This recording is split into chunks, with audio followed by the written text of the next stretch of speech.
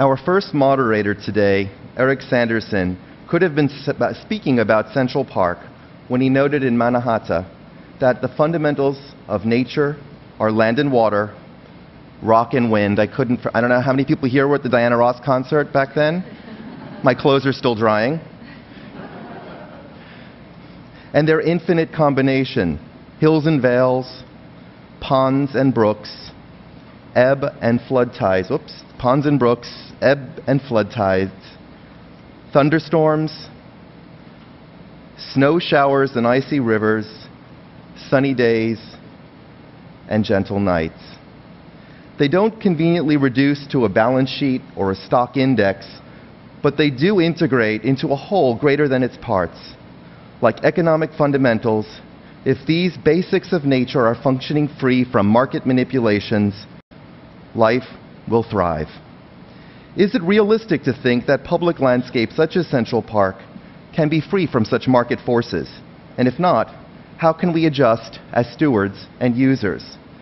When dealing with a historic design landscape, hence managing change, one might say that the culture of nature is complex, even intertwined.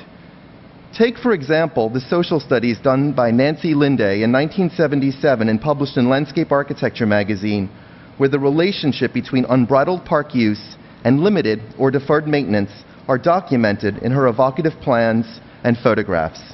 Supported with astonishing photographic documentation, Linday chronicles how park users had taken their toll in the vicinity of Central Park's Bethesda Terrace. One does not need to be an expert to see how much had changed not only since the original design, but dramatically over the last 35 years. However, one thing is certain. When the stewardship of a cultural landscape considers its historic design intent as a core value, change can provide continuity of both design and use. As we will see today, such lofty goals are not always easy, and in politically charged situations can be akin to the third rail. Take, for example, the idea of the tree hugger that nostalgically rallies around a beloved tree that has outlived its healthy lifespan, or the removal of an unwelcome invasive species, such as Norway maple, or cherry tree is not new. Here in Central Park, for example, according to the 1980 Historic Landscape Report, and I was intrigued about this, it was authored by Bruce Kelly, James Marston Fitch, and Phil Winslow, something I had forgotten. The report notes that of the 6,000 trees in the Ramble at that time, half were pin cherries, Prunus serratina, a dramatic surge when compared with less than 10% 45 years earlier. The consultant's findings: Central Park's Ramble had evolved to be an ever-expanding monoculture with no plants remaining and growing conditions which were difficult to sustain plant life, let alone historically significant visual and spatial relationships as depicted here. 35 years ago, cherry trees were not the only well-established monoculture in the Ramble. In terms of cultural systems, it appears that outside of the occasional garbage collection, the predominant users in the Ramble were the birding and gay communities. It is here that the report contains my favorite statement. The gay population probably contributes to the Ramble's reputation as dangerous. Officer Fanning of the Central Park Police Precinct, representing the policeman's point of view, feels that the gay population makes the Ramble safer. The bird watchers agree and want the gay population carefully maintained. There is no evidence of harm to other users by the gays. They are a constant presence, with many of them recognizable as regular users. Now, just as a sort of a sidebar, because this is sort of serious stuff we're talking about, I found myself kind of reflecting about the dilemma back then and thinking about today how if Bette Midler is the ambassador for forgotten New York City parks and open spaces, I think we missed the opportunity. We should have approached Cher as the bridge to the birders and the gays in full Bob Mackie. And after seeing Chris's presentation, this event should have obviously happened on the Peacock lawn in the Ramble. Historically and today, there's been no shortage of goodwill or a quest for a depth of knowledge regarding Central Park's woodlands. In fact, one might even suggest that the Conservancy has led the way in their quest to pursue holistic stewardship principles. which, in the infancy of the Conservancy, was uncharted territory when it came to urban parks in America. As we heard from Chris, in 1989, just 9 years after the Ramble Historic Landscape Report was complete, a landscape management and restoration program for the woodlands of Central Park was prepared by Andrew Pogue and Associates and Leslie Sauer, serving as its project director. Going deeper than the HLR and expanding beyond just the 38-acre Ramble to include Hallett Nature Sanctuary, the Northern Woods, the study found that forest reclamation, despite its laudable goal, is the subject of considerable controversy because there is limited experience and documentation of urban restoration projects, noting that there was, quote, little agreement on the goals of landscape management, especially when the site is heavily used, and that Central Park was an excellent example of this dilemma. As testified by the report's executive summary, the recent tree removals to restore a vista in the Ramble sparked enough protest to cause the abandonment of the restoration effort, and that tree clearance was, in general, unilaterally opposed and against current policy. The study concludes that the unfortunate consequences of letting parkland habitats take their course can be severe. Sound familiar? In preparing for today's symposium, poring over the 19th century journal aptly named Garden and Forest, there are multiple letters to the editor, Charles Sprague Sargent, in the late 1880s through the mid-1890s, when city landscape architect Calvert Vaux and superintendent of planting Samuel Parsons were wrestling with the public fallout that resulted in their multiple terminations and reemployments on more than one occasion.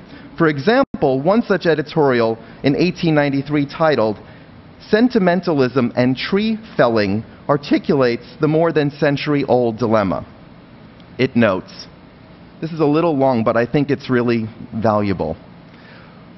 Cord after cord of wood has been taken out of Central Park this year, drawn away in the night to escape observation. It sounds like the Stern years.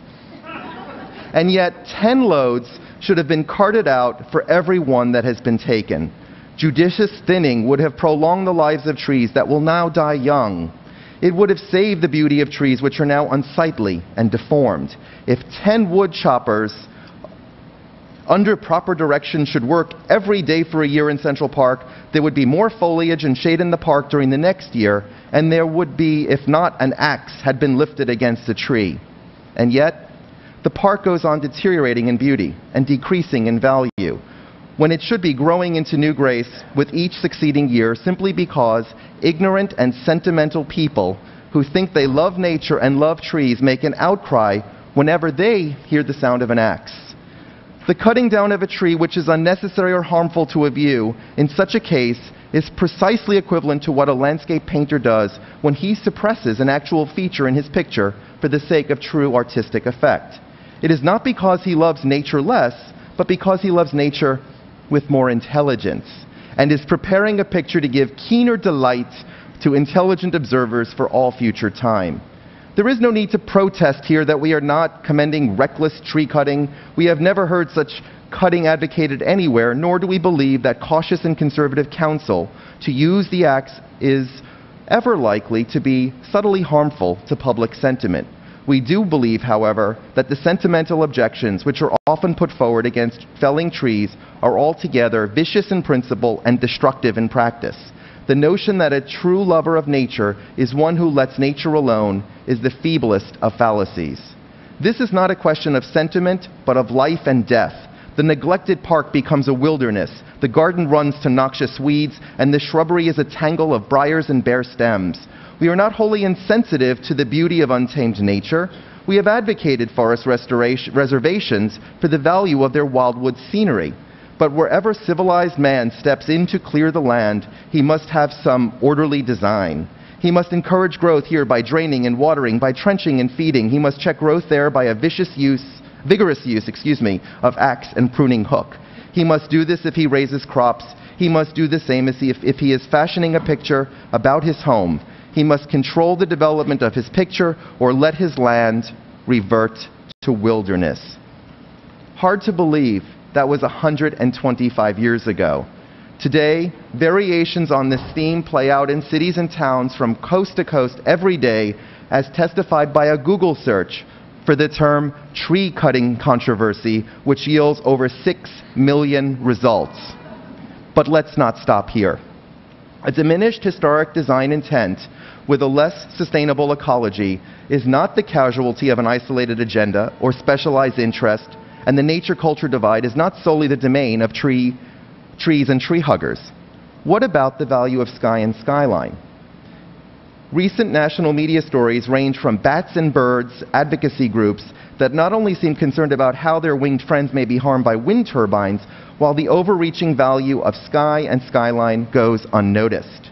And without holistic, comprehensive stewardship principles guiding change, the results may be inappropriate change. Stepping back even further at every scale, from local and regional to national and international, we can weigh the impacts of global warming. For example, consider the recent revisions to the hardiness zones by the American Hort Society and the National Arbor Day Foundation, brought on by warmer temperatures that has resulted in the need for substitute plant materials. These challenges were illustrated in a recent New York Times feature, quote, "A city prepares for a warm long-term forecast," which notes that the city of Chicago's recommended list of street trees no longer includes the state tree of Illinois, the white oak, which is on the decline. The results? Chicago is substituting white oak street trees with swamp white oaks and bald cypress as part of the city's ongoing process to make sure they are as resilient as they can be when facing climate change in the future. So, in complex situations, such as the replacement and replanting of trees in our streets or parks, to the protection and preservation of a panoramic view or vista, to an iconic feature such as the Long Meadow in Prospect Park. We all remember the New York Botanical Gardens radio tower controversy some years ago, or the Presidio. Who gets to decide? Beyond permanent built and natural landscape features, what about our own human emotional responses that are stimulated by sounds or soundscapes in places like Central Park's Ramble or North Woods? In the very recent New York Times opinion column, The Sound of a Damaged Habitat, musician and naturalist Bernie Krause notes that while a picture may be worth 1,000 words, a soundscape is worth 1,000 pictures.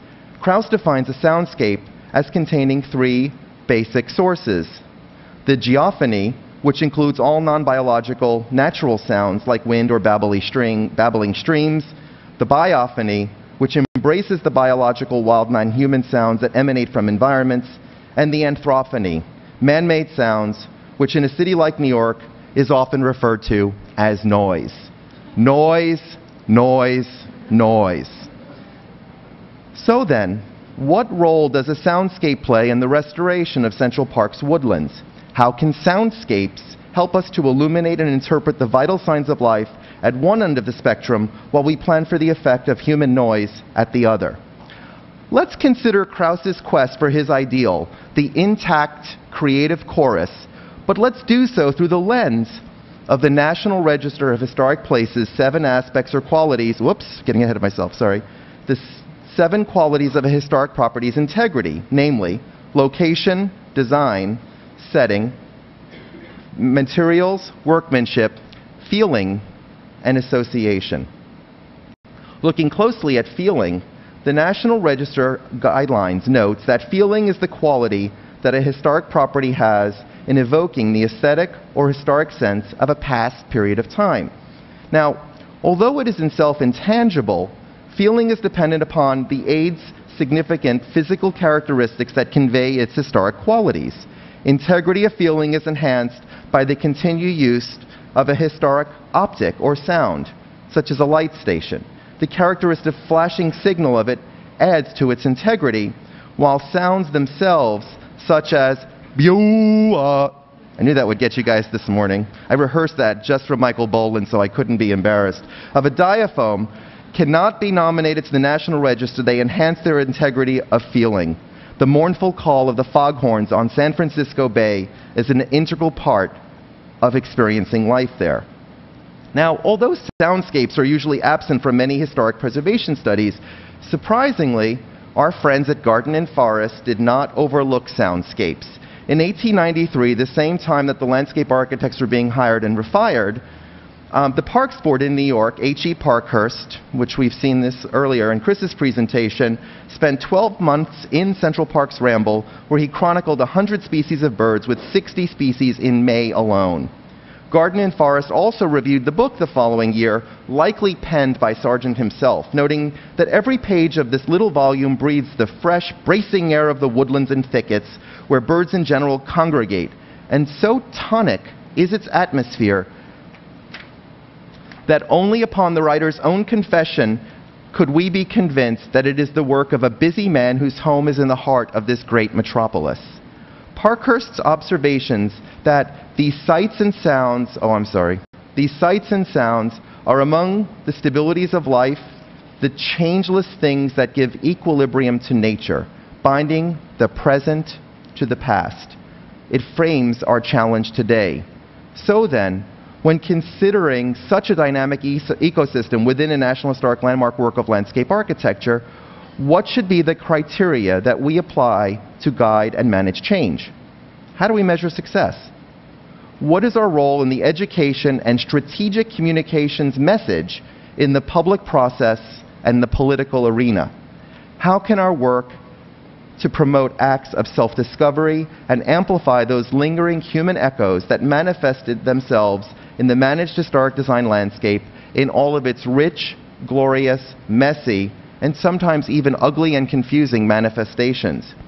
If you are a steward, landscape architect, horticulturalist, ecologist, naturalist, or interpreter dealing with a nationally significant landscape such as Central or Prospect Parks, the Presidio, or the New York Botanical Gardens, how do you measure, prioritize, even monetize a landscape's natural, cultural, scenic, ethnographic, environmental, ecological, educational, and interpretive values, while also understanding its carrying capacity?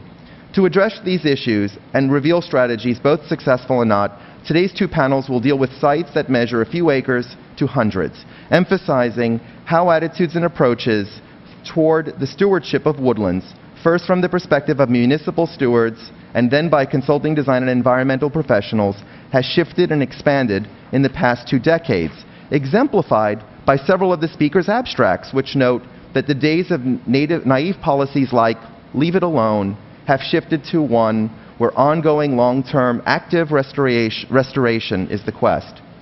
Looking deeper, a pattern is suggested by many of the speakers' abstracts. The idea that a healthy forest was easy to build for consensus for. The greater challenge, however, was how much and what type of public interaction was desired. Here, Christian Zimmerman notes that the real concern is that these public parks are being loved to death. You may ask, how can we balance restoring and maintaining a woodland for nature's sake while promoting public interaction with this natural area? Through the collective experience of more than 5 decades of municipal stewardship experience, this morning's panel will aim to make transparent the ecological, educational, aesthetic, and research goals of their ongoing management approaches, with a common thread likely being the challenge of maintaining the historic integrity of the forest, while simultaneously protecting its other inherent values, attributes, and features, by employing such diverse strategies as state-of-the-art arboriculture to the commission and deployment of public art. Today, in both the public and private arena, we hear all too often that there are limited resources that challenge and stress the ongoing treatment and management of our nation's cultural landscapes. But I would argue, if this situation was to be made more transparent and richly interpreted to the visiting public, perhaps then the nature-culture divide could move forward, and in the process could yield educated, less segmented, more fully engaged constituencies. Here in Central Park, consider the character-defining views back to Bethesda Terrace that was a seminal component in Olmsted's passages of scenery when visitors traversed the lake. In recent years, this panoramic vista has been diminished, the result of unbridled growth of willows that have been accommodated to serve as bird habitat. But are there other solutions when fish, fowl, and Fred all win? What happens when we let nature take its course? I didn't Photoshop this, guys. And if we do, what does that really mean? In seeking answers to this often popular sentiment, I challenge our speakers today to address what the idea means to them, Bob Cook, the former director of Harvard's Arnold Arboretum, in his paper, Is Landscape Preservation an Oxymoron, notes that as a plant ecologist, the parts of the landscape that interest him the most are the very aspects that avoid preservation. He notes that plants and wildlife associated with them grow, move around, reproduce, die, and generally bring to the landscape a very uncooperative tendency to change. He goes so far as to suggest that a successful effort at preservation would seem to require its own failure. So what then should stewards preserve today? Today's two panels will bring a wealth of experience from the public and private sectors and academia, collectively representing a broad diversity of scale, as previously noted, geography, complexities, and approach. However, before I turn over the podium to Eric Sanderson and his panel, I'd like to note a few similarities and patterns that came out of our continuing discussions. First, the recognition that this work is complex and requires site-specific specialized teams that can range from agronomists to zoologists. One may even suggest that this multidisciplinary and multifaceted approach has always been a part of the profession and the Olmsted tradition. From the original Central Park team to Charles Elliott's leadership in the founding of the Trustees of Reservations in 1891, as well as his groundbreaking analysis of the natural history of the Metropolitan Park System, published posthumously in 1897, titled Vegetation and Scenery in the Metropolitan Reservations of Boston, a Forestry Report, that included recommendations for maintenance and management, illustrating that the idea that the landscape architect is a worthy negotiator when managing change through a shared value system of nature and culture has always been a core value in the profession since the times of its origin. In addition to the historical underpinnings in undertaking this type of work today, there is also an ever-increasing and ever-deepening commitment to balancing research and analysis with flexible priorities that address the uniqueness of a site, budgetary constraints, and management priorities. Finally, on a personal note, on the occasion of Biltmore Centennials a few years back, I had the good fortune to help organize a conference in celebration of its 100th anniversary. At the conference, Robert Melnick gave an opening address titled Moving Towards the Middle in a World of Extremes, which drew heavily on his decades of experience with the nature-culture divide with big, dynamic landscapes of the West like Yosemite. In preparing for today's conference, I went back to Melnick's paper, where he suggested three linguistic and landscape frames: semantic ecotones, landscape differentials, and looking at the landscape as a teacher. In trying to position his three-pronged approach as a bridge in the nature-culture debate, Melnick applied the idea of semantic ecotones as being akin to ecological systems, representing a most fruitful opportunity for diverse and rich consideration of a variety of landscapes. He suggested this idea can serve as a model for recognizing that thought, ideas, and action, much like landscapes, are complex construction of overlapping layers, and that all too often land management agencies and those charged with natural and cultural landscape preservation are invested in a construct which emphasizes the landscape differentials at the expense of commonalities and potentials, and thereby entrenches and polarizes opinion. One need only read a newspaper today to see that Melnick nails this situation when we consider how the American lawn has become a dirty word, from the First Lady's vegetable garden that is plopped in the middle of the Olmsted Brothers design for the White House grounds, to a zero-escape solution that will jeopardize the future of the governor's mansion in Boise. What I like so much about the idea of semantic ecotones is its foundation principle is borrowed from the ecological concept of ecotone, namely the transition between two different plant or ecological communities. Hence, our challenge today is to understand and acknowledge that our way of looking at landscape is distinguished by our own university experiences, followed by a professional practice toolkits, from the object-centric Secretary of the Interior standards, which keeps natural resources values at a comfortable distance, to ASLA's own Sustainable Sites Initiative, which emphasizes environmental and green resource solutions, often overlooking historic and cultural values. Perhaps by acknowledging these selective barriers and recognizing that cultural landscapes, like Central Park's woodlands, are inadequately served by a one classification system, that in the process we endorse, experiment with, and codify personal and professional solutions that allows the landscape to teach us. Nature can be unpredictable. As much as we like to think they do, plants, like animals, don't stay put. They move, and the results are evidenced in the rich and complex natural, cultural, and ecological mosaic that is Central Park's woodlands. As we saw in August 2009, when a violent storm ripped through the northern end of the park, destroying more than 500 trees, a radical transformation that happened in 20 minutes. And we witnessed that what was once a densely wooded landscape, after the emotional trauma had been absorbed, suddenly presents itself as a unique opportunity for management and interpretation through the lens of the original design intent. Now, with much of this work completed last year, we are here today to help expand the discussion, offering ideas, strategies, and solutions from other experiences and places to help the Conservancy to sharpen and refine their long-term woodland management philosophies and approaches. In preparing for this lecture, I went back to a 1993 thematic issue of Landscape Architecture, which was dedicated to the topic of landscape management. Much to my delight, the issue included a prescriptive essay following up on Adripogon's work on the North Woods of Central Park, authored by Leslie Sauer, which offered up the following 5 recommendations to the Conservancy. Provide for effective long-term participation from many groups and agencies in the decision-making process. Enhance the functioning of whole systems and the health and diversity of native communities. Identify at least one person who has management of the landscape as his or her primary responsibility. Upgrade the experience of the in-house landscape staff. Involve park users in restoration. It's both exciting and rewarding to revisit the task list today and see what the Conservancy has in fact accomplished. Now, since I began this morning with a quote from Mannahatta, and Eric's panel is to follow, I wanted to end with an observation from his conclusion. And in talking about the city, he could be talking about the park. Quote, geographic ranges of species are not constant through time. Rather, species adjust their ranges according to changes in the underlying habitat factor, including ecosystem type and climate.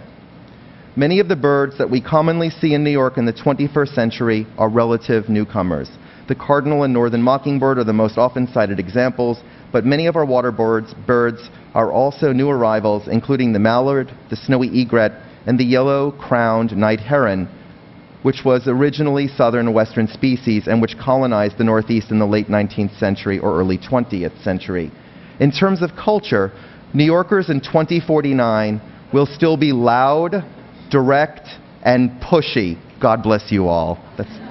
I have no doubt, he says.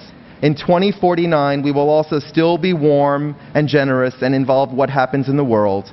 More than ever, we will be a city of walkers and talkers, drawn from all cultures over the globe. And the city will sing with art and music, good life, and braggadocio.